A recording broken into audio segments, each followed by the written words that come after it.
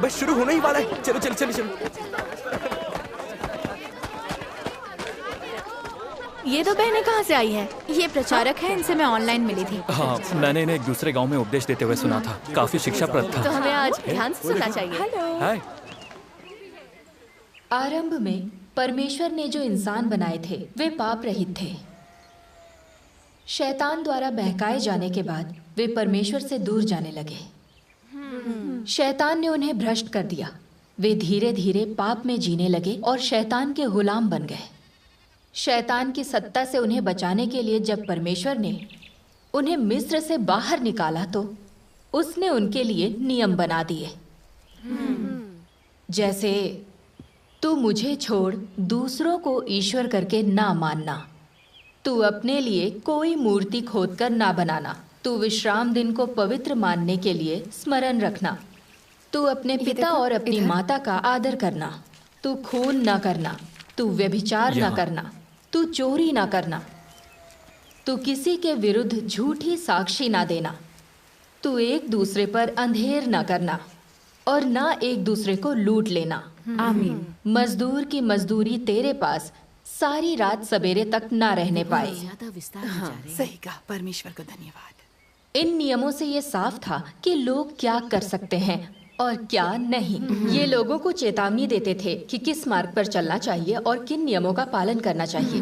वे उन्हें सिखाते थे कि क्या सही है और क्या गलत है। इन नियमों को जारी करके परमेश्वर ने लोगों को स्पष्ट कर दिया कि पाप क्या है और कौन से कार्य पाप पूर्ण हैं। मानक के रूप में ऐसे नियम होने से लोगों का व्यवहार अधिक से अधिक सीमित और नियंत्रित हो गया। लोग अब पहले की तरह असभ्य और अज्ञानी नहीं रहे थे। वे नियमों का पालन करने लगे थे। परमेश्वर को यहोवा के नाम से पुकारते थे, यहोवा की आराधना करते थे और शब्द का पालन करते थे। जो लोग नियमों का उल्लंघन करते और उनका पालन नहीं करते, उन्हें उसी के अनुसार सजा मिलती थी। तो ऐसा समझ गए। परमेश्वर ने लोगों के दैनिक जीवन में भोजन, वस्त्र, निवास और परिवहन के मामलों पर भी नियम बना दिए थे। पशुओं में से जितने चिरे या फटे खुरके होते हैं और पागुर करते हैं उन्हें खा सकते हो, और अपनी दाख की बारी का दाना दाना ना तोड़ लेना, और अपनी दाख की बारी के झड़े हुए अंगूरों को ना बटोरना। उन्हें दीन और परदेसी लोगों के लिए छोड़ देना। मैं तुम्हारा परमेश्वर यहोवा हूँ। आमीन। अपने सिर में घेरा रखकर ना मुड़ाना और ना अपने गाल के बालों को मुड़ाना। वाह, कितने विस्तार से बताए गए हैं। हाँ, शायद 600 से ज्यादा नियम हैं। इतने सारे। आरंभ में लोग वाकई अज्ञानी थे। अगर परमेश्वर ने ये नियम न बनाए होते तो लोगों को बुनियादी नियमों तक की समझ न होती। परमेश्वर द्वारा नियम बनाए जाने पर लोगों का दैनिक जीवन अब व्यवस्थित हो गया था। अब उनके सामने एक स्पष्ट लक्ष्य और साफ दायरा था। परमेश्वर द्वारा बनाए गए नियमों के अधीन रहकर लोगों का आचरण अच्छा बन गया था। हर इंसान का रोजमर्रा का जीवन व्यवस्थित हो गया था। इन नियमों के जरिए लोगों को सामाजिक नैतिकता के लिए स्पष्ट मानदंड मिल गए थे, जो उन्हें सिखाते थे कि कैसे जीना है। यह मानव जाति अब वह नहीं रह गई थी जिसे शैतान ने जानबूझकर बहकाकर भ्रष्ट किया और अपना गुलाम बनाया था, और जिसमें शैतान का विरोध करने की ताकत तक नहीं थी, बल्कि यह सक्रिय रूप से परमेश्वर के नियमों का पालन करते हुए यहोवा परमेश्वर की आराधना कर सकती थी और यहोवा द्वारा सिखाई विधियों के अनुसार व्यवस्था के अधीन जीवन जी सकती थी। यह मनुष्य पर परमेश्वर के कार्य का पहला चरण था और व्यवस्था के युग का कार्य था। ओह अच्छा, अब समझ में आया। ये व्यवस्था के युग का कार्य है। व्यवस्था के युग का कार्य? मैंने तो इसके बारे में कभी नहीं सुना। मैंने सुना है, मैंने ये बातें पहले भी सुनी है। ये बाइबल में दर्ज है। व्यवस्था के युग के कार्य ने लोगों के व्यवहार को विधिवत किया, उनके दैनिक जीवन को व्यवस्थित किया। लेकिन लोगों ने अभी भी पाप करना नहीं छोड़ा। तो अपनी पापी प्रकृति के वश में रहते हुए लोग नियमों का उल्लंघन करते थे और लगातार नियमों द्वारा दंडित किए जाते थे। लोग निरंतर परमेश्वर के बनाए नियमों द्वारा मौत की सजा दिए जाने से खतरे में रहते थे और मानव जाति पर विनाश का खतरा बना रहता था। ये मानव जाति न केवल नियमों के अधीन व्यवस्थित ढंग से नहीं जी पा रही थी, बल्कि इसे फिर से शैतान द्वारा कब्जा किए जाने और पूरी तरह से गुलाम बना लिए जाने का भी भय था। मानव जाति की जरूरतों को देखते हुए परमेश्वर ने लोगों को पाप से बचाने का फैसला किया, ताकि वे पाप के बंधनों से मुक्त होने के योग्य बन सकें और उन्हें शैतान द्वारा गुलाम बनाए जाने का खतरा ना रहे। इसलिए परमेश्वर देह धारण कर पहली बार मानव जाति के बीच आया और इंसान के लिए पाप बलि के रूप में इसी देह में इंसान की जगह सूली पर चढ़ाया गया और मनुष्य को सूली से बचा लिया, यानी पाप से बचा लिया। तब से परमेश्वर के देहधारी होने और उनके लिए पाप बलि के रूप में कार्य करने के कारण लोगों को छुटकारा मिल गया। उनके पाप क्षमा कर दिए गए। वे सीधे ही परमेश्वर के सामने आने योग्य हो गए। अब वे शैतान द्वारा दोषी ठहराए जाने या गुलाम बनाए जाने से भी बच गए थे। तब से मानव जाति को परमेश्वर के नियमों से मुक्ति मिल गई और अब उन नियमों के अधीन मृत्यु दंड दिए जाने का खतरा भी नहीं रहा, बल्कि लोगों को प्रभु यीशु के लहू द्वारा छुटकारा मिल गया और उनके पापों की क्षमा के बाद उन्हें भरपूर अनुग्रह भी मिला। ये कार्य का दूसरा चरण था जिसे परमेश्वर ने व्यवस्था के युग के बाद किया था, अनुग्रह के युग का कार्य। परमेश्वर का धन्यवाद।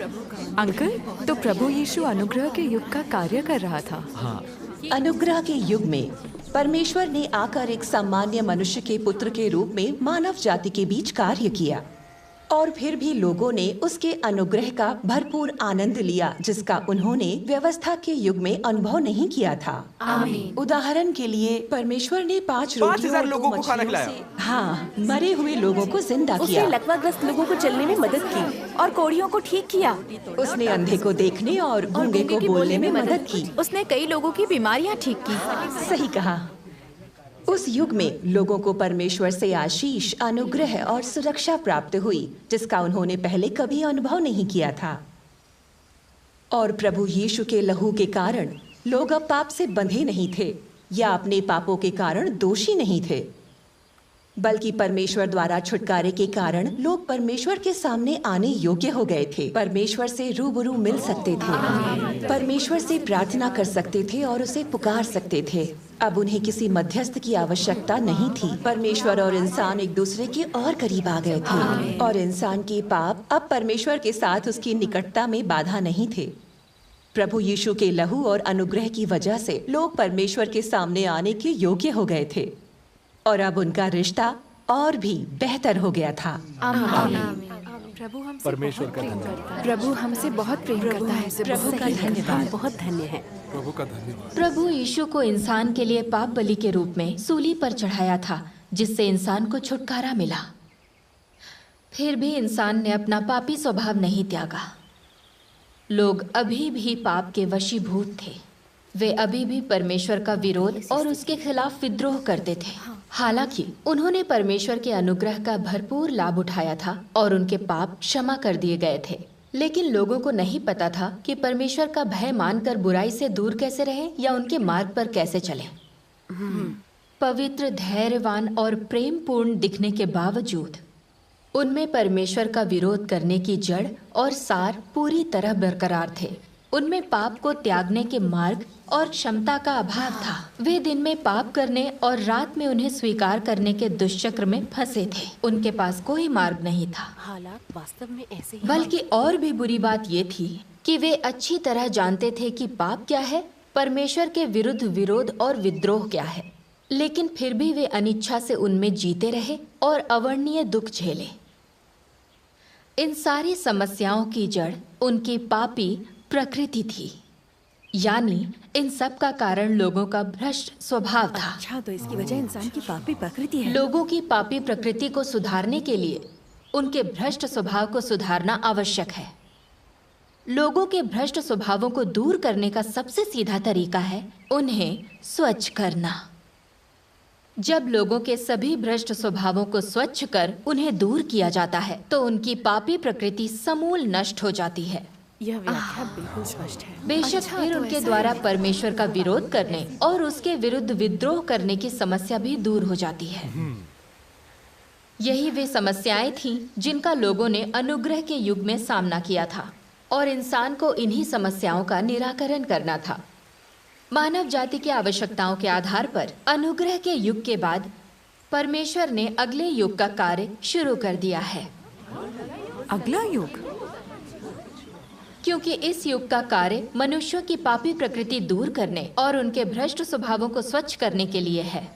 मानव जाति के लिए आवश्यक है कि परमेश्वर कार्य का अगला चरण करे।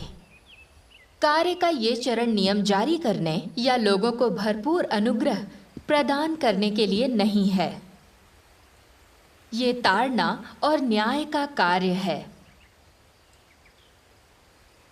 केवल ताड़ना और न्याय का कार्य ही मनुष्य को उसकी पापी प्रकृति से छुटकारा दिला सकता है और उनके भ्रष्ट स्वभावों को सुधार सकता है और लोगों को अज्ञानता के कारण शैतान के बहकावे में आकर गुलाम बनने की समस्या को जड़ से मिटा सकता है।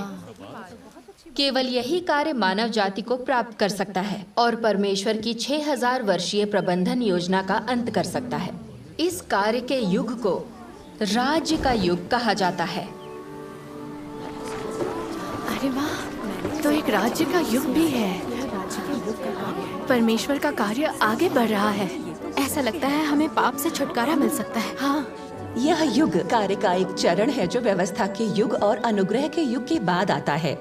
इसलिए मानव जाति को बहुत सारे नियमों और ढेरों अनुग्रह की जरूरत नहीं है, बल्कि परमेश्वर से आने वाले विभिन्न सत्यों की जरूरत है।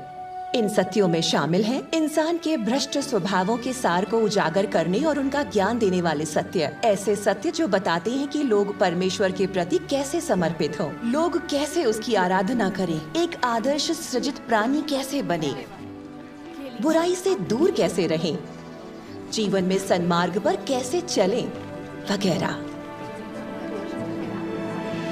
वचन देह में प्रकट होता है एक ऐसी किताब है जिसमें मनुष्य को भ्रष्ट स्वभाव से बचाने के लिए राज्य के युग में परमेश्वर द्वारा व्यक्त किए गए सभी सत्य शामिल हैं। परमेश्वर के वचन प्रचुर हैं, वे सत्य हैं, वे किसी भी व्यक्ति का जीवन बनने में पूरी तरह सक्षम हैं और लोगों को सही राह दिखा सकते हैं।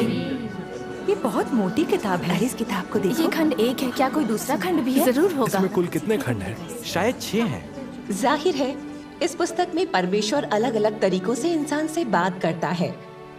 कभी तो वो एक इंसान के तौर पर बोलता है और कभी वो एक दिव्य रुख अपना लेता है और कभी वो अन्य पुरुष के नजरिए से बोलता है। उसकी वाणी में सत्योपदेश, अनुस्मारक, चेतावनियां और सांत्वना के वचन होते हैं। बेशक उसमें फटकार, खुलासा, ताड़ना, न्याय, निंदा और इसी तरह के वचन भी होते हैं।